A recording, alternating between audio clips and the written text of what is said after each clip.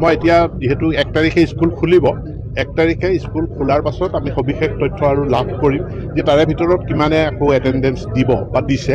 নে এই স্কুলখিনি তেওঁলোক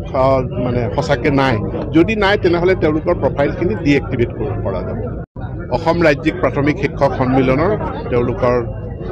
মহাৰজত জয়ন্তী বৰ্ষৰ লগতে 44তম ৰাজ্যিক অধিৱেশনত মই আজি অংশগ্ৰহণ কৰোঁ আৰু তেওঁলোকক জনাওঁ ইতিমধ্যে আমি প্ৰধান শিক্ষকৰ পদ প্ৰাথমিক বিদ্যালয়ত আমি সৃষ্টি কৰাৰ কাৰণে আগবাঢ়িছোঁ কিন্তু সকলো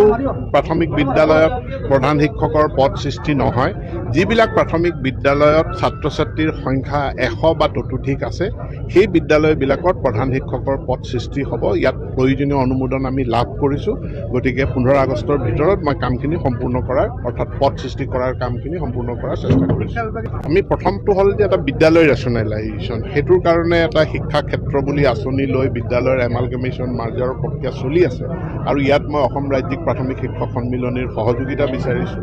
বিদ্যালয় ৰেচনেলাইজেশ্যনৰ পাছত প্ৰয়োজনীয় পদক্ষেপটো হ'ল যে শিক্ষকৰ ৰেচনেলাইজেশ্যন বহু শিক্ষানুষ্ঠানত প্ৰয়োজনতকৈ অধিক শিক্ষক আছে কিন্তু বহু বিদ্যালয়ত প্ৰয়োজনীয় শিক্ষক নাই হাইলাকান্দি জিলাৰে বৰ্ডাৰ এৰিয়াৰ স্কুলবিলাকত ছাত্ৰ ছাত্ৰীৰ সংখ্যা বহুত বেছি কিন্তু প্ৰয়োজনীয় শিক্ষক শিক্ষয়িত্ৰী নাই এইটো কেনেধৰণে দিব পৰা যায় তাৰ কাৰণে এটা ৰেচনেলাইজেশ্যনৰ OM হৈছে আৰু সেইটো কাৰ্যকৰী কৰাৰ ক্ষেত্ৰতো মই শিক্ষক সন্মিলনীৰ সহায় সহযোগিতা বিচাৰিছোঁ